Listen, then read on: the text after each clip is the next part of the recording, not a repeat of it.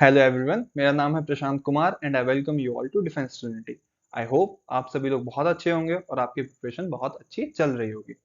First of all I want to thank you, क्योंकि आप लोगों की वजह से हमारे 100 सब्सक्राइबर्स का मार्क हमने क्रॉस किया है, एज वेल एज काफ़ी वीडियोस ने हमारी 100 व्यूज़ का मार्क क्रॉस किया है। आई नो कुछ लोग सोच रहे होंगे कि 100 व्यूज़ तो बहुत छोटी सी बात है, बट उन 100 व्यूज़ के पीछे हमारा एफर्ट्स प्लस आपका प्यार दोनों है, तो वो हमारे लिए 100 व्यूज़ बहुत मैटर करते हैं, हमारे लिए सब्सक्राइबर्स बहुत मैटर करते हैं। एंड आई होप आगे भी आप लोग ऐसे ही प्यार देते रहेंगे, सब्सक्राइब करेंगे, लाइक करेंगे और हमारी वीडियोस को देखेंगे। हमारा भी पूरा एफर्ट है कि ये वीडियोस आपको ज़्यादा से ज़्यादा मार्क्स सिक्योर करने में मदद करें। And I am sorry because ये वीडियो काफ़ी लेट आ रही है, बट आप लोगों की मुझे कुछ फीडबैक्स मिले थे कि मैं थोड़ा तेज़ बोल रहा हूँ, स्पीडी बोल रहा हूँ और आप लोगों को कुछ कॉन्सेप्ट्स हैं जो क्लियर नहीं हो पा रहे हैं। दैट्स वाई मैं इस वीडियो को फिर से बना रहा हूँ। ये मैं पहले बना चुका था, बट मैं फिर से बना रहा हूँ क्योंकि मैं आप लोगों को best quality material with best efforts और बेस्ट एकदम पढ़ाने के मेथड से जो आपको एकदम अच्छे से समझ में आए वो डिलीवर करना चाहता हूँ। तो आज हम डिफेंस ट्रिनिटी की इस वीडियो में हम पढ़ेंगे क्लाइमेटोलॉजी। क्लाइमेटोलॉजी जो इससे पहले हमने एक टॉपिक कवर किया जियोमॉर्फोलॉजी, वो पिछली वीडियो में खत्म हो चुका है उसका पार्ट 2। आज हम क्लाइमेटोलॉजी स्टार्ट करेंगे और क्लाइमेटोलॉजी के जिन टॉपिक्स को आज हम पढ़ेंगे वो ये हैं, फ्रॉम टॉपिक 1 टू टॉपिक 7। ये हमारे मेन टॉपिक्स हैं जिन्हें आज हम कवर करने वाले हैं। Atmospheric layer, movement of air, lapse rate, fog and smoke and photochemical smog, humidity, types of clouds and types of rainfall. इस चैप्टर को आपको पढ़ना कैसे है कि इस चैप्टर के जो माइन्यूट टॉपिक्स हैं उनकी डिटेल्स में आपको अभी पढ़ाऊंगा, आपको उन पे ध्यान देना है। यूपीएससी में के खासतौर से जो सीएपीएफ सीडीएस एग्जाम है, नॉट एनडीए में तो बेसिक कॉन्सेप्ट्स पूछता है, बट जो माइन्यूट कॉन्सेप्ट्स अभी आएंगे वो सीएपीएस और सीडीएस के लिए बहुत इंपॉर्टेंट है। और वो पीवाईक्यूज जैसे जैसे आते जाएंगे तो मैं आपको एड्रेस करता जाऊंगा कि ये पीवाईक्यूज हैं, ताकि आप उन पर ज्यादा एम्फेसिस दे सकें। मूविंग अहेड, सबसे पहले हम इस चैप्टर में पढ़ेंगे एटमॉस्फेरिक लेयर्स।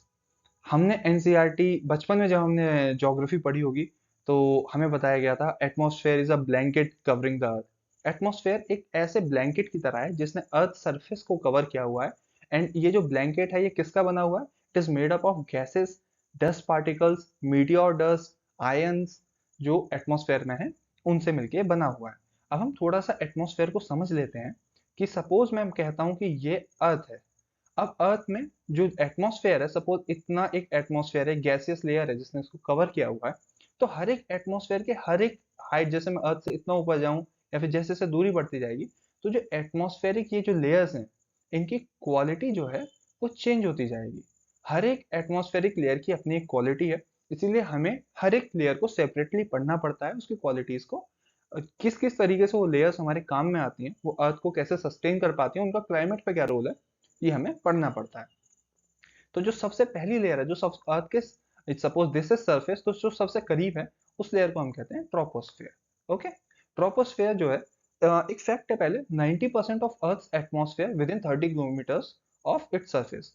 अगर हम अर्थ के सरफेस से 32 किलोमीटर को मेजर करें तो इसका 90% एटमॉस्फेयर जो है वो इसी एरिया में लाई करता है। अब हम ट्रोपोस्फेयर के बारे में जाने तो ट्रोपोस्फेयर की जो हाइट है वो 8 kilometre at poles and 18 kilometre at equator है। ये बेसिक एक फैक्ट है और इसमें कुछ इतना खास याद करने के लिए नहीं, आप इस पॉइंट को स्किप कर सकते हैं, but is for the info. Height 8 kilometre at pole and 18 kilometre at equator. At equator cumulonimbus clouds जो हैं वो इनका फॉर्मेशन होता है इक्वेटर पे, और टेम्परेचर डिक्रीजेज विद हाइट। ये आपके लिए एक इंपॉर्टेंट पॉइंट है जिसको आपको याद रखना है कि इन ट्रोपोस्फेयर जैसे जैसे हम, सपोज ये अर्थ है और ये पूरा ट्रोपोस्फेयर है, यहाँ से अर्थ के सरफेस से लेके यहाँ तक, तो जैसे जैसे मैं इस सरफेस में इस लेयर में ऊपर जाता जाऊंगा तो उस हिसाब से टेम्परेचर डिक्रीज होता जाएगा। रिमेंबर दिस, टेम्परेचर डिक्रीज होता जाएगा जैसे जैसे मैं ट्रोपोस्फेयर में ऊपर जाऊंगा। और ये आपका पीवाईक्यू है। सीडीएस 2021 में, 2021 सेकंड में पूछा गया सवाल है, और इससे पहले सीएपीएफ में भी पूछा गया।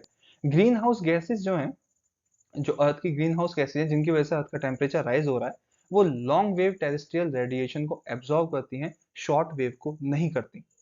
इस कॉन्सेप्ट को मैं आपको ऐसे क्लियर कर सकता हूँ कि सपोज ये अर्थ है और ये सन से रेज आ रही हैं, तो दो कैटेगरी की वेव्स आएंगी, first is long wave, second is short wave. तो इससे क्या होगा कि अर्थ जो ग्रीन हाउस, जो आपकी ओजोन लेयर है, ओजोन लेयर इन दोनों ही लेयर जो रेज हैं, वेव्स हैं, इनको अंदर आने देगी। अर्थ के अंदर लॉन्ग वेव भी आएगी और शॉर्ट वेव भी आएगी। बट जब ये वापस जा रही होंगी तो उस टाइम पे क्या होगा, शॉर्ट वेव को तो ग्रीन हाउस गैसेस पास होने देंगी, लेकिन जो लॉन्ग वेव्स हैं उनको ट्रैप कर लेंगी। तो जब लॉन्ग वेव्स को ट्रैप कर लेंगी तो लॉन्ग वेव्स क्या है, लॉन्ग वेव्स हीट जनरेट करेंगी।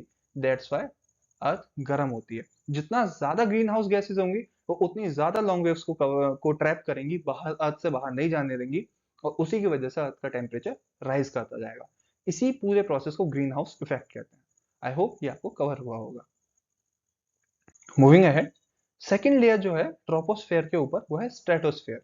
ये इंपॉर्टेंट इसलिए है क्योंकि इसमें ओजोन लेयर है, एंड ये अगेन एक पीवाईक्यू है।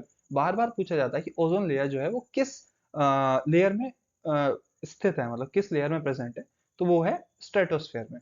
ओजोन लेयर स्ट्रेटोस्फेयर में है। ओजोन लेयर का काम क्या है, कि यूवी रेज जो सन की तरफ से आती है उनको एब्जॉर्ब कर लेती हैं।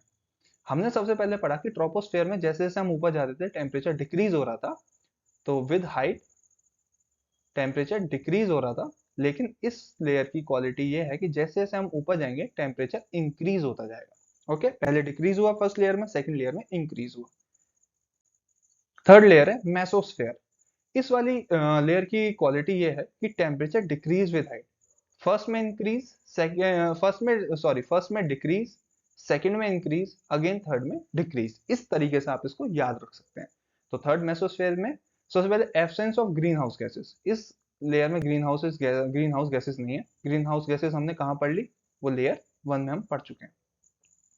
इसमें नॉक्टिल्यूकेंट क्लाउड होते हैं। ठीक है, ये क्लाउड्स अभी आप इतना एम्फोसिस नहीं कर सकते, क्लाउड्स आगे आने वाले टॉपिक में मैं इसी वीडियो में आपको कवर करा दूंगा। इसमें फॉर्मेशन ऑफ नॉक्टिल्यूकेंट क्लाउड कैसे होता है ये इंपॉर्टेंट है। जो नॉक्टिल्यूकेंट क्लाउड मैं आपको बोल रहा हूँ ये कैसे बनते हैं। नॉक्टिल्यूकेंट क्लाउड ऐसे बनते हैं कि सबसे पहले मॉइस्चर है, मॉइस्चर की कुछ ड्रॉपलेट्स होती हैं, ये ड्रॉपलेट्स हैं। और यहाँ पे मीटियोर की जो डस्ट है, जो मीटियोर पृथ्वी से टकराते हैं उनकी डस्ट जो है, डस्ट है वो प्रेजेंट होती है। तो ये डस्ट जो है इससे चिपक जाती है इस मॉइस्चर की ड्रॉपलेट से, और इस वजह से ये एक फॉग लाइक जो है, फॉग लाइक जो एक लेयर बन जाती है फॉग की। और इसी को हम कह देते हैं नॉक्टिल्यूकेंट क्लाउड, ये एक नॉक्टिल्यूकेंट क्लाउड है। ओके, अगली लेयर है thermosphere. Temperature increases with height. Okay, decrease, increase, decrease, increase, remember this. इसमें गैसेस जो है वो आयनिक स्टेट में है। ठीक है, और ये एक्सट्रीमली हॉट है। आयनोस्फेयर एक इंपॉर्टेंट लेयर है, बार बार सवाल पूछा जाता है इससे। Ainos O here I missed an I. Ionosphere is useful in radio communication. Again a PYQ of 2021 first CDSE exam. Remember this. ठीक है, इसमें होता क्या है, इस पूरी आयनोस्फेयर इंटरेस्टिंग इसलिए क्योंकि इसमें एक प्रोसेस लगातार काम कर रही होती है। वो क्या है मैं आपको बता देता हूँ। हाई एनर्जी सनरेज जो है वो अर्थ की तरफ आती हैं, और वो क्या करती हैं, जो इस लेयर में एटम्स प्रेजेंट हैं एयर मॉलिक्यूल्स के, उनको आयनाइज कर देती हैं। ठीक है, हम सभी ने केमिस्ट्री में बचपन में पढ़ा है कि एटम्स को अगर हम एनर्जी दें तो उन पे चार्ज आ जाता है, और चार्ज जब आता है तो हम उन्हें क्या कहते हैं, फिर वो आयंस बन जाते हैं।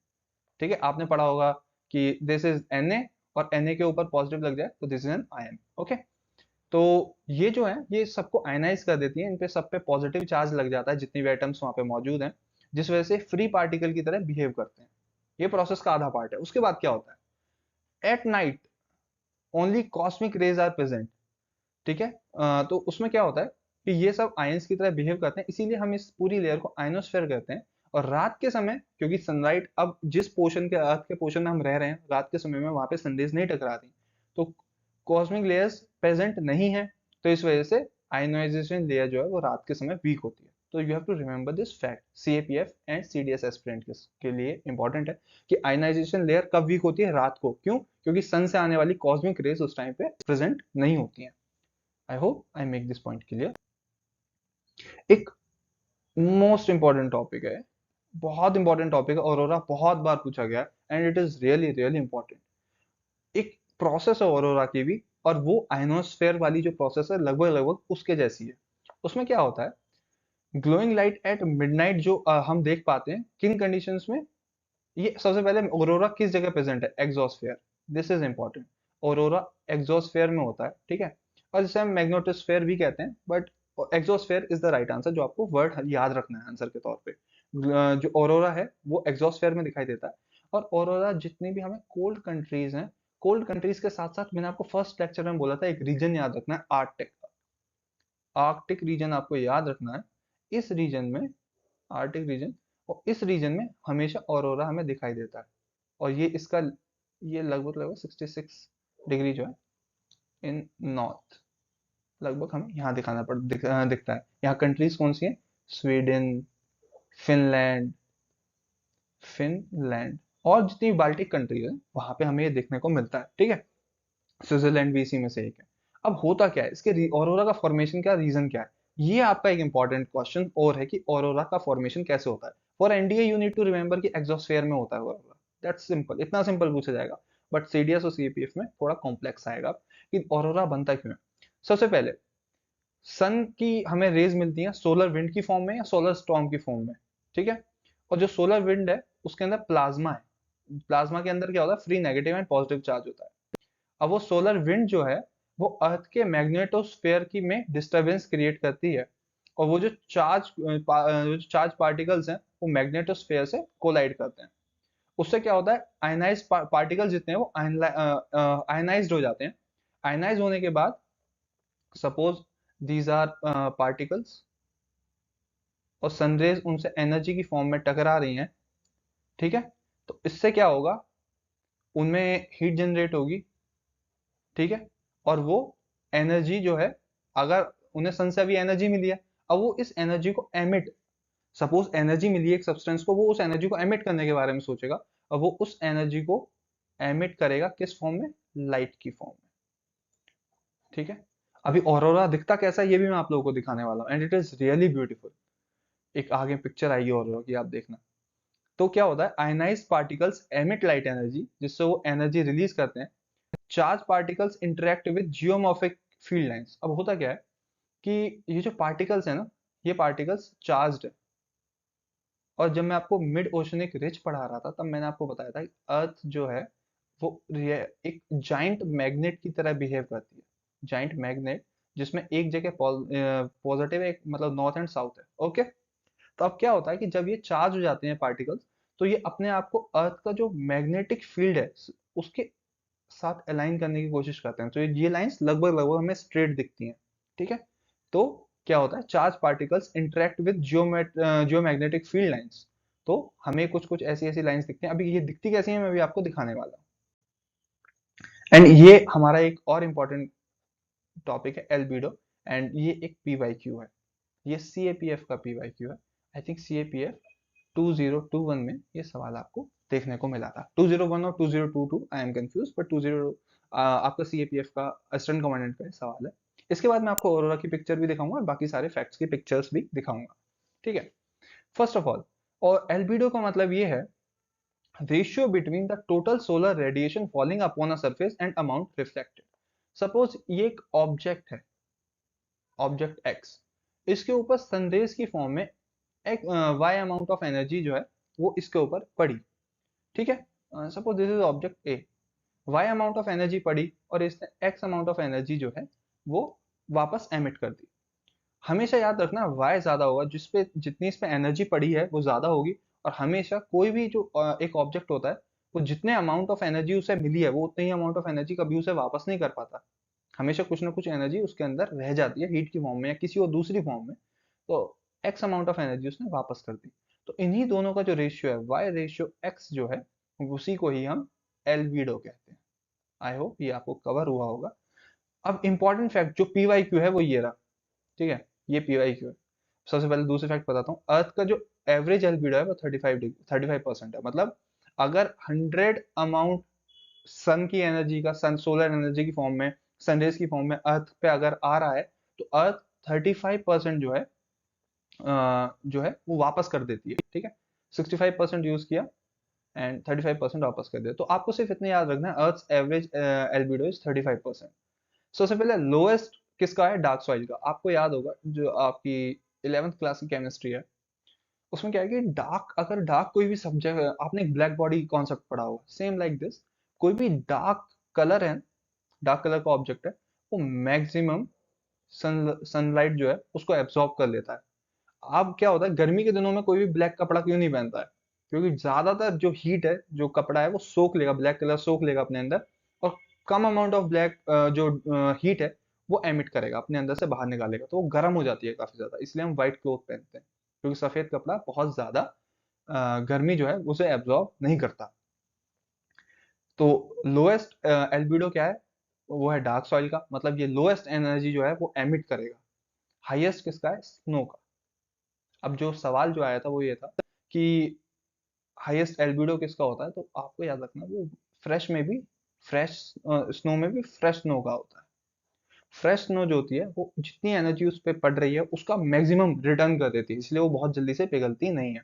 जब कभी आप किसी हिल स्टेशन पर जाएंगे, अगर वहां बर्फ पड़नी स्टार्ट हुई है, तो वो बर्फ 2 से 3, कई की बात तो बहुत थोड़ा अमाउंट, ज्यादा नहीं पर कुछ अमाउंट ऑफ बर्फ तो एक एक हफ्ता, 10 दिन तक टॉलरेट कर लेता है, और वो वहां पर प्रेजेंट होता है। क्यों? क्योंकि जो एल्बिडो है स्नो का वो बहुत हाई है। वो जितनी एनर्जी सनलाइट की फॉर्म में उस पर आई, वो उससे कहीं उतनी ही, या उससे सॉरी उतनी नहीं, उससे थोड़ा सा कम, बट मैक्सिमम अमाउंट रिटर्न कर देता है। इस वजह से वो पिघलता नहीं है। अगर हम अपने घर में क्या करें, एक एक्सपेरिमेंट करते हैं, किचन में जाओ, फ्रिज से बर्फ निकालो, उसे जमीन पर रख दो, क्या होगा? वो पिघल जाएगी। बट जो फ्रेश स्नो होगी, जो फ्रेश स्नोफॉल होती है, वो इतनी जल्दी नहीं पिघलती, वो इतना लंबा इसीलिए सस्टेन कर पाती है। ठीक है, मूविंग अहेड। ये लेयर्स हैं, पहली बात अर्थ की, ट्रोपोस्फेयर, ये देखो स्ट्रेटोस्फेयर में ओजोन लेयर है, ठीक है। मेसोस्फेयर में हम देख पा रहे हैं ये मीटियोर के, जो मैंने आपको बताया, मॉइस्चर के साथ मीटियोर डस्ट, फिर यहाँ पे नॉक्टिल्यूकेंट क्लाउड बनता है। This is thermosphere. इस थर्मोस्फेयर में, और ये एग्जोस्फेयर, यहाँ हमें क्या देखने को मिलता है थर्मोस्फेयर एग्जोस्फेयर में? ये देखो, इसको हम क्या कहते हैं, अभी दिखाता हूँ आपको। ऑरोरा बताया था। Look how beautiful it is, this is aurora. ये आप देख रहे हो, ये एक स्ट्रेट लाइन में आप लोगों को दिख रहा है, कोई क्रिस क्रॉस कुछ नहीं है, जस्ट एक स्ट्रेट लाइंस बनी हुई है, ये स्ट्रेट लाइंस, क्योंकि इन्होंने अर्थ, ये देखो एक स्ट्रेट लाइन, अर्थ का जो मैग्नेटिक फील्ड है, ये सारे के सारे चार्ज पार्टिकल्स हैं, जो प्रेजेंट है अभी इस टाइम पे एटमॉस्फेयर में, चार्ज पार्टिकल्स हैं। चार्ज पार्टिकल के बाद क्या हुआ? इन्होंने एनर्जी को एमिट किया। एमिट किया किस फॉर्म में? लाइट की फॉर्म में। लाइट की फॉर्म में एमिट किया, तो उससे क्या हुआ? ये ब्यूटीफुल कलर्स ले लिए उन लोगों ने। और ये अरेंज एक सिंगल लाइन में अरेंज क्यों है? क्योंकि इन्होंने अपने आप को अर्थ के मैग्नेटिक फील्ड के अकॉर्डिंग, अर्थ की मैग्नेटिक फील्ड के अकॉर्डिंग अलाइन कर रखा है। इंटरेस्टिंग। आई थिंक सो आपको ये देख के मजा आया होगा, हाउ ब्यूटीफुल दिस इज। और ये बर्फ देख के आप लोग, ये यहाँ पे भी थोड़ी थोड़ी बर्फ दिख रही है, ये देख के आप लोग समझ पा रहे होगे कि ये कंट्रीज कौन सी हैं। ये कंट्रीज तक मैंने आपको बताई है, Baltic countries, Switzerland, Finland, and Sweden, और इसके अलावा नॉर्वे। बहुत सारी कंट्रीज हैं जहाँ पे ये सारे इंसिडेंट देखने को मिलते हैं, but in the Arctic circle.